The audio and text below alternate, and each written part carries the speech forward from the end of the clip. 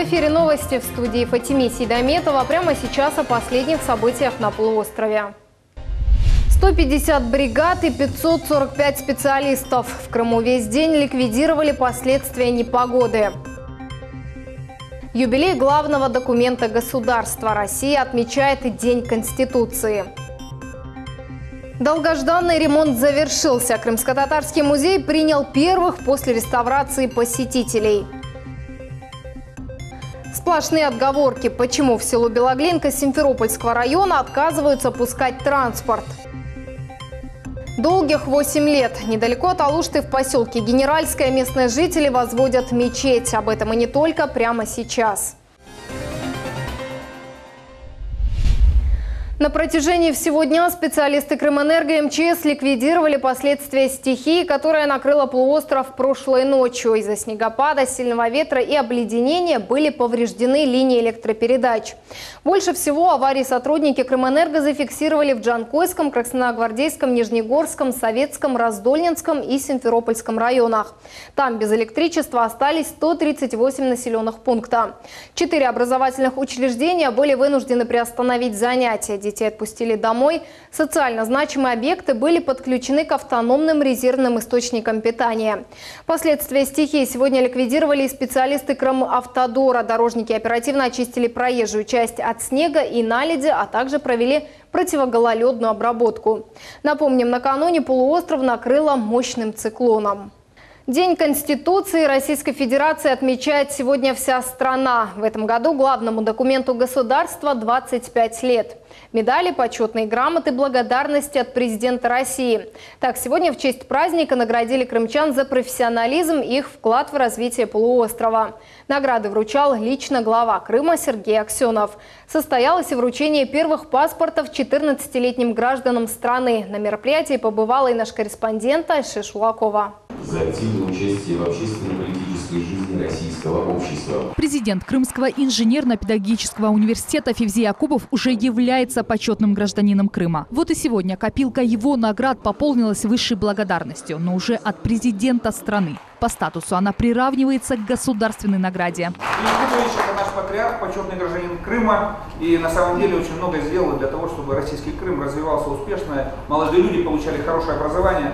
Вот с большим уважением заслуженная награда. Спасибо большое. Для самого Февзи Якубова эта награда особенно ценна. Она придаст ему сил и вдохновит на новые достижения.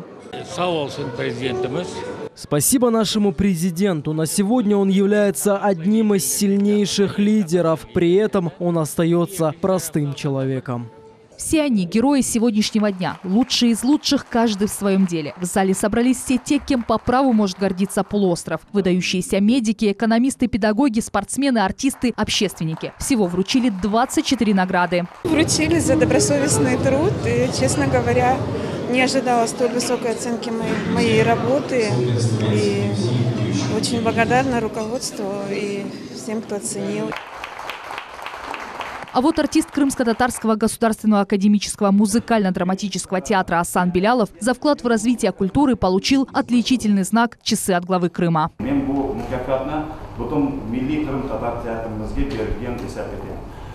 не воспринимаю эту награду как свою собственную, свою личную. Это награда всего нашего театра. Спасибо. После воссоединения Крыма с Россией открылась новая страница в истории полуострова. Уже в 5-й раз крымчане вместе со всей страной отмечают День Конституции России. Для нас это символ нашей свободы, которую мы в 2014 году выбрали. 2014 год выбор был вернуться на историческую родину. И сегодня мы живем по Конституции Российской Федерации. Также 12 девушек и юношей получили свои первые паспорта гражданина России. Они запомнят этот день навсегда. Для меня это гордость получить паспорт, особенно из рук главы Крыма.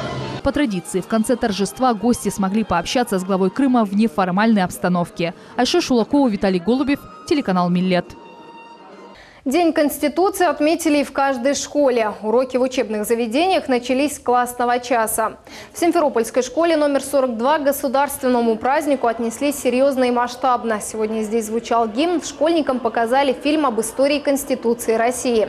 Праздничная атмосфера подкреплялась выступлениями юных талантов. Ученики в игровой форме выстроили из надувных шаров флаги государства и родной республики.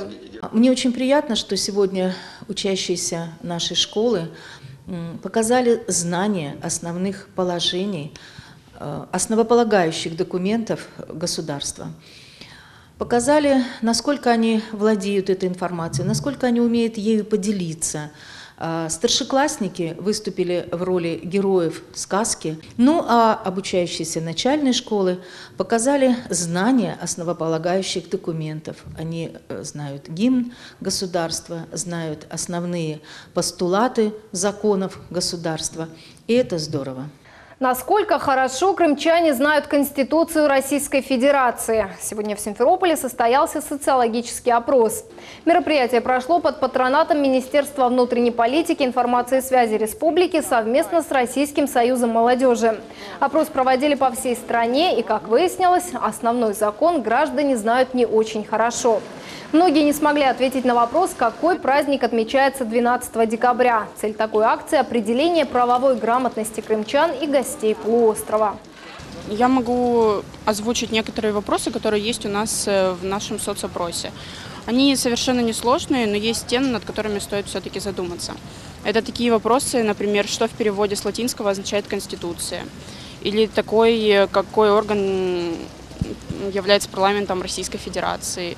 Долгожданный ремонт завершился. В Крымско-Татарском музее культурно-исторического наследия на протяжении месяца шли кровельные работы. Первую выставку после ремонта под названием «Творчество крымских художников начала 20 века» посетил и депутат Государственной Думы Руслан Бальбек. Подробности в нашем сюжете. Вот наши типичные, обращенные к солнцу или к морю, но все это прикрыто. И это тоже символично вот этим вот буйством цветущей сирени. Экскурсия старшего научного сотрудника музея Шефики Абдурамановой – настоящее путешествие по необъятным и разнообразным просторам Крыма. Приблизиться к нетронутым местам, полюбоваться пейзажами – все это становится возможным, не покидая центра столицы. Но она вот еще чувствует, что вот где-то что-то она вот до конца не дошла. И поэтому мы видим. Для Крымско-Татарского музея это особенная выставка. Пейзажи из фондов музея впервые экспонируются в выставочном комплексе в единстве. Как всегда, потрясен и впечатлен выставкой художников. Очень интересно было увидеть Крым глазами разных художников, наряду с классиками крымско-татарских художников.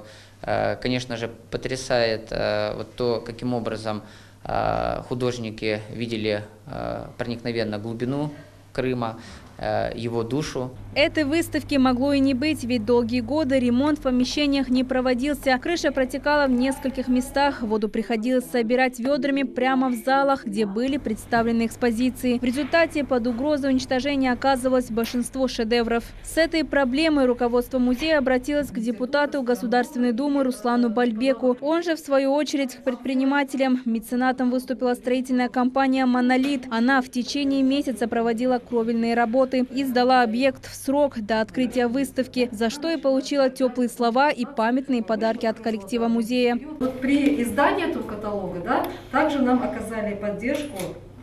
И вот здесь мы это тоже не забыли и запечатлели. Поэтому еще раз благодарность. Более 50 работ художников начала 20 века подчеркнули неповторимость взгляда мастеров. Каждый из них при создании природного этнического своеобразия Крыма использовал свои средства. Именно поэтому творчество живописцев самобытно. Объединяет их лишь одно – любовь к родному полуострову. Теперь выставочному залу ничего не грозит. А это значит, что в ближайшее время в музее состоятся и другие экспозиции. Наджия Исаева, Алишер Алимов, телеканал Миллет. Торговый центр «Куб» признан самовольным строением. Об этом сообщает пресс-служба администрации крымской столицы. Снос торгового центра был назначен еще на 28 мая, однако арбитражный суд принял решение только о приостановлении его работы. Сейчас объект закрыт. Напомним, в конце августа глава Крыма Сергей Аксенов уже сообщал о судебном решении по сносу торгового центра. Сплошные отговорки. В селе Белоглинка Симферопольского района транспортное сообщение – наболевшая проблема. Уехать и вернуться в поселок крайне сложно. Здесь курсирует 79-й автобус Белоглинка-Центральный рынок. Однако его график оставляет желать лучшего. С проблемой жители обратились к нам в редакцию. В ситуации разбиралась Айша Шулакова. Выезд утром идет 7:30 и 8:30, а вечером в 5 часов с рынка. Все. Транспортная изоляция. И это в нескольких километрах от Симферополя. Все потому, что через село Белоглинка 79-й автобус ездит нерегулярно. Если ранее на маршруте было 2 машины и они ездили каждые полчаса, то сейчас ситуация крайне сложная. Работает только 1 маршрутка, причем только по будням. Недавно сняли нам с 89-го маршрута маршрутку одну маленькую, которая бывает утром здесь 3 раза только, а потом ставят табличку 89 и уехал опять на свой маршрут. 79-й автобус следует по маршруту Белоглинка-Центральный рынок. Удобен тем, что проезжает через поселок Мирное, село Белоглинку и вновь выезжает на Евпаторийское шоссе, как бы закольцовывая маршрут. Без него до ближайшей остановки на трассе приходится добираться пешком. Это более километра. Настоящее испытание не только для детей, но и пожилых людей. Я иду 40 минут. 40 минут туда пройти. И представьте, моя мама, которая 79 лет, сколько она будет идти на эту остановку? Путь до остановки не так далек, как сложен. Нет нормальных тротуаров, освещения, а ближе к Евпаторийскому шоссе и вовсе болото. Приходится, рискуя, идти вдоль оживленной трассы. Дорога здесь очень разбитая. Сейчас, спасибо, сделали, немножко расчистили этот тротуар. Но все равно здесь там внизу очень грязно. Раньше перевозчики отказывались работать на этом маршруте из-за разбитых дорог. Ямы и ухабы в Мирном через Белоглинку мог осилить только старый пазик. Сейчас же здесь полностью отремонтировали дороги. Казалось бы, нет преград, но транспорта по-прежнему не хватает. Когда вот там пробка, то почему-то все маршрутки через нас едут. И мы перейти дорогу не можем. Здесь как центральная улица становится. Значит, можно запускать автобус. Ничего проблематичного в трассе нашей нету. Тем более дорога отремонтирована. Люди, относящиеся к льготной категории, даже согласны платить за проезд, лишь бы транспорт ездил регулярно. В Министерстве транспорта, отвечая на вопрос, почему в селе такая ситуация, рассказывают. Расписание 79-го маршрута было согласовано с администрацией Симферопольского района и Мирновским поселковым советом. Жителям сельского поселения необходимо обращаться непосредственно в администрацию для того, чтобы она инициировала изменения в расписании движения автобусов. По согласованию с администрацией района министерство готово будет изменить расписание на данном маршруте. Сколько времени понадобится, чтобы людей приняли в администрации и решили их вопрос, остается только гадать. Пока им приходится и дальше добираться до ближайшей остановки пешком, несмотря на погодные условия и темные улицы. Айша Шулакова, Магомед Несторов, телеканал Милет. Недалеко от Алушты в поселке Генеральское местные жители возводят мечеть. Строительство началось еще 8 лет назад и продолжается до сих пор. Общими усилиями сейчас проделана большая часть работы. Подробности знает Султания Ситакаева. Строительные работы здесь проводят каждый день. Работают всего несколько человек. Уже возвели стены и накрыли крышу. Сейчас строители приступили к установке окон и дверей. Дальнейшая это электрика, штукатурка, шпаклевка, покраска. Сметолса, конечно. Это подготовка территории, облагораживание. Строительство мечети продолжается уже 8 лет. Причина затяжных работ – недостаточное количество средств. С миру по нитке, можно сказать, собирают деньги. Помогают не только местные. Помощь оказывают и жители других регионов полуострова. Кто слышал, присоединялся.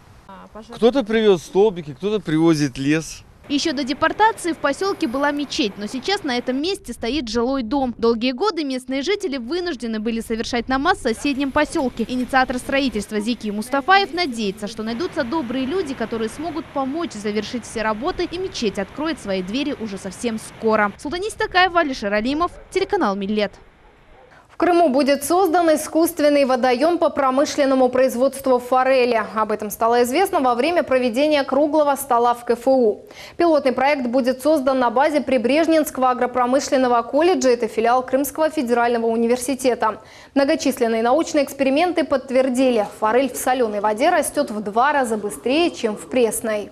Там будет действительно организовано производство форели, там будет обработка сапропеля, или как это называется, осадка, которая остается, чтобы у нас было безотходное производство, чтобы мы получали практически везде позитивные элементы. И еще один результат, на который направлена сегодня встреча или наш круглый стол, это создание отрасли, чтобы она была замкнутой.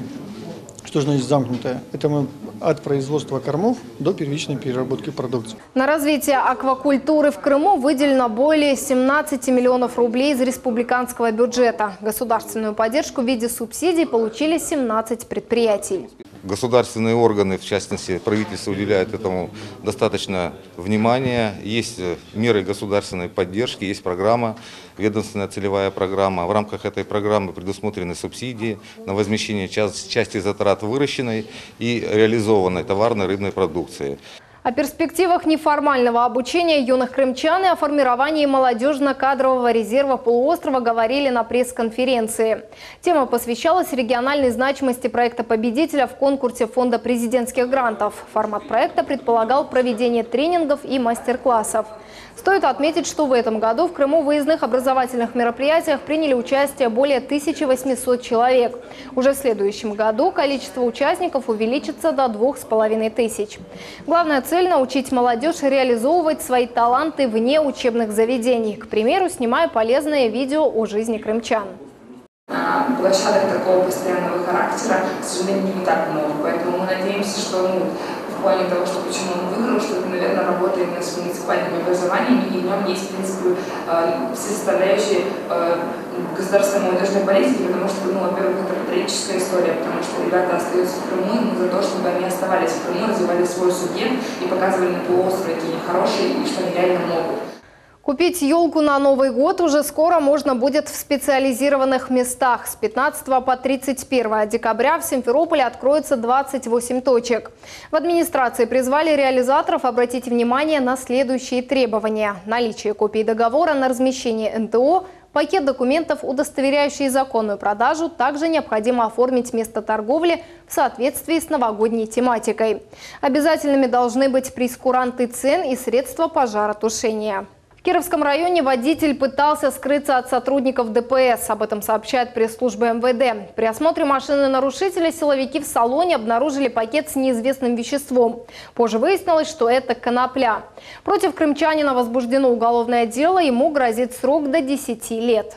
Подозреваемый, ранее судимый 20-летний молодой человек, сознался в хранении наркотиков, пояснив, что конопля предназначалась для дальнейшего личного употребления без цели сбыта.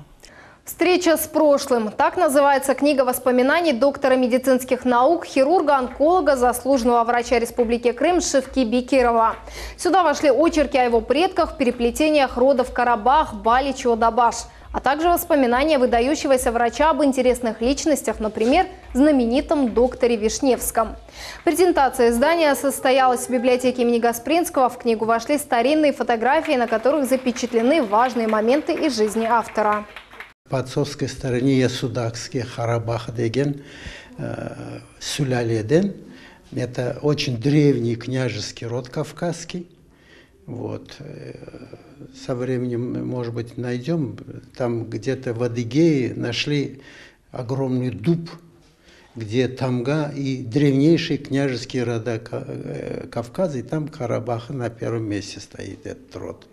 Ну, это где-то, может быть, 2000 лет тому назад они переехали сюда. Книга написана на 2 языках – русском и крымско-татарском. Общий тираж – 1000 экземпляров. Книги на крымско-татарском были изданы при поддержке Госкомнадзора. В Крыму проходят 39-е ежегодные всероссийские соревнования по боксу класса А. Они приурочены памяти заслуженного тренера Украины, двукратного чемпиона Европы среди боксеров-профессионалов Педро Саэс Бенедикта. В турнире принимают участие около 100 спортсменов из разных регионов России. Соревнования проходят под патронатом главы Крыма Сергея Аксенова. Специальный гость спортивного мероприятия Стас Пьеха. Как открывали большое соревнование, кто первым вышел на ринг, знает Султания Ситакаева. Республики Крым, Северная Осетия, Алания, Ростов, Севастополь, Краснодар. Торжественная часть открытия турнира. На парад вышли спортсмены, тренера, судьи и почетные гости. Для всех участников соревнования специальный гость Стас Пьеха под аплодисменты собравшихся впервые на ринге исполнил свои хиты. В Симферополе вот уже 39-й раз проходит мемориал памяти многократного чемпиона Испании, заслуженного тренера Украины, двукратного чемпиона Европы среди боксеров-профессионалов Педро Саэс-Бенедикто. Своему мастерству он обучил тысячи мальчишек. Многие из них стали мастерами, были и чемпионы страны. Это выдающийся спортсмен, выдающийся тренер, который создавал фундамент нашего крымского бокса. Воспитал колоссальное количество мастеров спорта международного класса. И, конечно же, благодаря вот этим традициям мы возвращаем. Огромное спасибо главе Республики Крым Сергею Валерьевичу Аксенову, который максимально поддерживает спорт. На всероссийский турнир по боксу с высшим статусом А съехались около 100 сильнейших спортсменов из разных регионов страны. В участниках только самые лучшие. Это мастера спорта, победители чемпионатов республики, чемпионы России и Европы. Сегодня приехало у нас 15 команд со всей России. Здесь и Дагестан, и Чечня, и из Белгорода, со многих городов, областей. Также участвуют крымские команды, это Севастополя и со всего Крыма. Турнир класса А дает с собой понимание о том, что они могут выполнить мастерский результат. Поэтому стараются, будем надеяться, что наши крымчане возьмут больше золота. После торжественной части перешли к схваткам. И вот первый бой. В синем углу боксер из Крыма Ильяс Белялов. Его соперник стал спортсмен из Краснодарского края. По единогласному решению судей победу отдали крымскому спортсмену. Ильяс раскрыл секрет своего выступления на ринге. У нас с тренером наработано это. То есть сначала присмотреться, уже концовки набирать. То есть забирать раундов. Каждый боксер будет бороться за золото, а награждать победителей будут потомки Педро Саэса-Бенедикто, которые до сих пор живут в Симферополе. И по традиции они ежегодно посещают турнир, который проводится в память об их выдающемся родственнике. Соревнования продлятся 5 дней. Первые 3 – это предварительные бои. В пятницу и субботу пройдет полуфинал и финал турнира. Его победители смогут получить звание заслуженного мастера спорта России. Султанис Такаева, Магомед Нестуров, телеканал Миллет. Это были все новости на сегодня. Всего доброго.